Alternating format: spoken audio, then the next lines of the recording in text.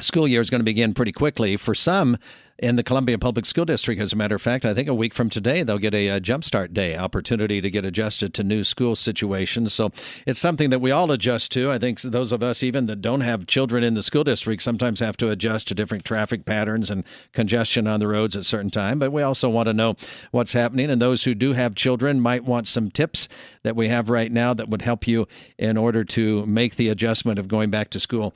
Maybe not pain-free, but as pain-free as possible. Dr. Pauline Bridgeman is here. She's General Internal Medicine with MU Healthcare. It's nice to meet you. How are you today? I'm doing well, thank you. You know of what you speak because you have 3 children that'll be getting ready to go to school next week. I do. It's a little bit painful to think about getting up early next week. It is, but at the same time, maybe we can make it less painful for some who are listening. So if you were going to start with a list of priorities a week away from the start of school, where would you put priorities as a physician? I would start moving the bedtime earlier, about 15 to 30 minutes each day until I get back to the goal of the time that we want to make sure that we get to bed on a regular school night. So the time of bed would be something that you would be most concerned about. When you're looking at how much sleep or what would be advisable for people in elementary and middle and high school, what are the differences, if any? Well, most school-aged or preteens need about 10 to 11 hours of sleep for an optimal health, for daytime alertness, and school performance. Helping the kids get enough sleep will help them to function better in school. They'll be able to behave better and have fewer emotional outbursts. When you think about adolescents, they need a little bit less, maybe 9 hours of sleep. And we're lucky that the schools for the high schoolers, at least in the Columbia Public School District, they start school around 9 o'clock. So for those who want to stay up later, but you'll have to put a governor on me right now because I don't want to advocate for staying up late if you're a high school student, but at least they don't have to get up as early as they did when they went to elementary school or especially middle school. That's right. I think it's fantastic that Columbia is really on the cutting edge of using the information that we've received in studies that shows that high school students don't really start to think clearly until a little bit later in the morning. When you think about, have there been studies, especially from a health situation, as to how to handle mornings? And I don't mean just eating breakfast, but I mean how much time ahead of leaving the door to get to school would be advisable. I think every family has to look at what they need to do. Our family, we take our showers, we lay out our clothes, and we pack our lunches the night before. So the morning is a little bit less rushed. I know that there's some families who choose to do those things in the morning. And so each family will have to decide what would be an appropriate amount of time to leave in the morning so that they are not rushed and not feeling stressed in the morning. So we talked about tips about how much sleep someone would need and how you went immediately to start to work now on getting close to the designated bedtime on a school night. Mm-hmm. So how do you make nighttimes an easier routine? What should be part of the routine? You have do's and don'ts for nighttime. Well, you want to start by moving your whole schedule back to the time when you want to make sure the kids get to bed and get up in the morning. So you figure out what time to wake up so that you won't have a rushed morning. Calculate back for the 10 to 11 hours or maybe even 9 hours that your child needs to function at an optimal level at school. Make sure that they get to bed at that time. Using that bedtime as your guide, you want to set your dinner time and your nighttime activities appropriately. Before bed, you want to start to work on a nighttime routine that might include brushing your teeth, might include some quiet time. We definitely want to try to avoid using electronics or any kind of backlit screens for about an hour before bedtime. That usually signals to the brain that it's daytime rather than nighttime, and so we want to avoid having a backlit screen.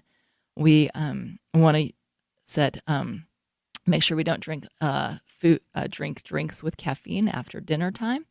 And then we want to make sure that the bed is used for intended purposes. So we want to be able to train the brain to know that the bed is for sleeping and that when we lay down, it's for sleeping, not for hanging out, not for playing video games. Watching TV, yep. Anything like that. Exactly Boy, right. Those things could be hard to do. Yeah. I could see these be challenges in some families. But you just have to set the rules and say this is for the best. Yeah, and planning fewer activities in the first couple weeks after school starts will help everyone to adjust because there's going to be some fatigue that happens from just being in school, and the kids need a little bit more downtime and some more rest time. So being patient with everybody too. See, that's interesting to me because oftentimes things are coordinated to begin as the school year begins, like extra music lessons or sports activities or extracurricular type activities. And so we kind of pile it all in right from day one, right from the beginning. You're saying might not be a bad idea to ease back into the work of the school day and then add the extras at a different time. That would be ideal. I think that yes, there are some things you can't control, but for the things that that are flexible and are able to be changed, I think I would be a little bit more hesitant to schedule some of those extra things during that time. The importance thing then, getting rest and getting into the routine again. Mm-hmm. What do you say about the necessity of breakfast? Breakfast is really important for kids to be able to function. And the school recognizes that in providing a breakfast for children who get a free lunch, they also receive a free breakfast. This helps kids to function better, to think more clearly. They're not thinking about being hungry.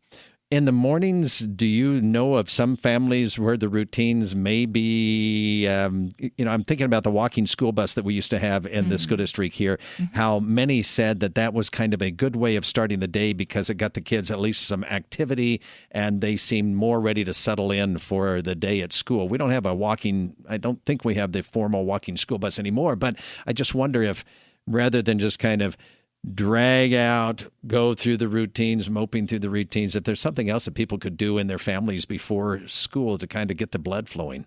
If that's a good idea or not. Oh, I think it's a great idea. If you have an opportunity to walk to school or do a little exercise beforehand, that would be great. I think most families are just struggling to get out the door with the backpack and with a little food in their stomach. You're very real, and I think that's exactly right. What else do you see as something that I haven't asked you about that would be crucial to remind parents of here in the last week before school starts? I think when the kids get up, not only moving their bedtimes, but also getting started on the morning routine.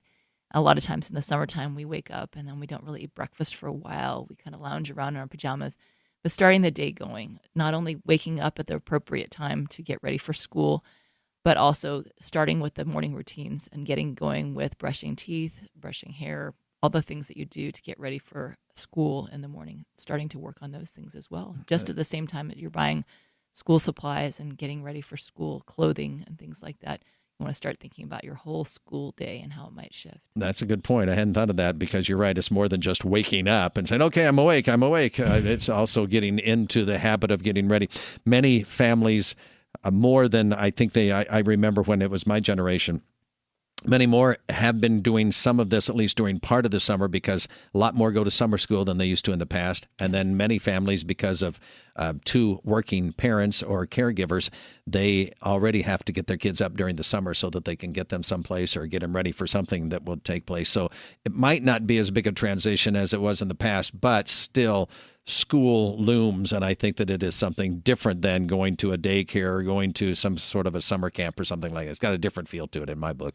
That's true. I think there's some families who don't have to worry about it because they're working on summer camp all summer. But a lot of families take a break this last week, and then they get out of routine, and then they're kind of stuck when school starts. So we want to start getting in a routine, and that even includes the weekends. I think we're used to sleeping in on the weekends, but especially this upcoming weekend, you might want to start with your schedule change and maintaining that during the weekend. That's a real good point. It's tough, though. Adults sometimes let schedules just fly out the window during the weekend also. It's true. And I think that as a parent, I realize it's not just my kids that need to get back into the new schedule. It's also me. I need to get back into the new schedule. Yeah, I think a lot of parents are listening, and maybe their kids aren't listening so much right now to this radio station at this time in the morning. But you're right. Parents, you need to adjust, and you need to set yourself up for that change also, because it'll make it easier on the kids if you feel like you've got things under control. Doctor, thank you. Good advice today. I appreciate you coming in with it. You're welcome. Thanks so much. Guest has been Dr. Pauline Bridgeman, talking about getting ready for school, and she started right out saying start the sleep habits and patterns now that you'll want to see engaged during the school year. This is News Talk 1400 KFRU.